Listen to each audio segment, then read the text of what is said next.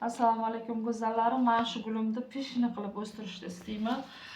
Buni hech qanaqa kesmayman, ko'paytirish niyatim yo'q. Hali bahorlarda ko'paytiraman. Mana shuni, mana ba'zi ushning tomirlarini aylantirib, shu tuvakni o'ziga tomirlatmoqchiman va keyin buni ajratib olmoqchiman. Shunday qilmoqchiman, qani bo'ladimi yo'q.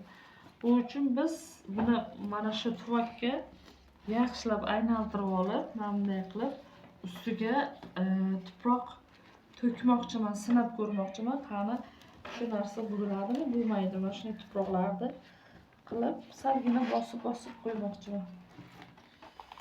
Balkim Xudo xohlasa bo'lib ketar. Balkim qo'rqmasdan bemalol qilavering. Hech narsa bo'lmaydi bularga. Mana ki. Juda ham chiroyli, menga yoqadi shu. Allohning irodasi bilan gulni kesishgan nuqtalarni qarang, juda ham beyor, yaxshi qarasangiz zo'r bo'lib ketadi.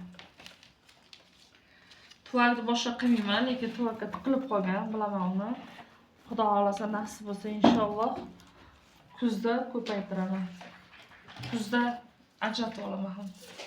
Mana shunday qilib bemalol qilib chiqishingiz mumkin. Agar siz sochingizni toqayotgan evidinkangiz bo'lsa, bemalol tiqib qo'ysangiz ham bo'ladi.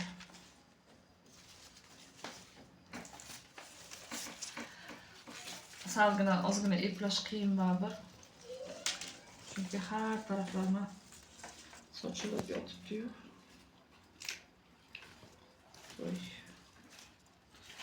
Mana ki. Spreyni juda ham yaxshi bo'lar ekan. Juda ham baquvvat gul ekan bu. Mehr berib qarasangiz, menimcha hamma gullar shunday bo'ladi. Mana ki eng oson yo'li ko'paytirishdir. O'zim ko'pincha atroska qilayotgan vaqtim, gullarni ko'paytirib, qalamchi orqali ko'paytirayotgan vaqtim chiritib qo'yaman. Shuning uchun eng to'g'ri yo'l qizlar mana shu yo'li deb o'ylayman. Mana shunday qilib bemalol gullaringizni ko'paytirib olishlaringiz mumkin. Pulim kuygan piyozim deyishadi-ku. Ana shunday qilib ko'paytirib olaman gullarimni. Sprey qilaveraman, suv sepaveraman, o'zi bosilib qolaveradi. Bugungi videolarim shulardan iborat. Kelgusi videolarda uchrashguncha Allohimga omonatsizlar.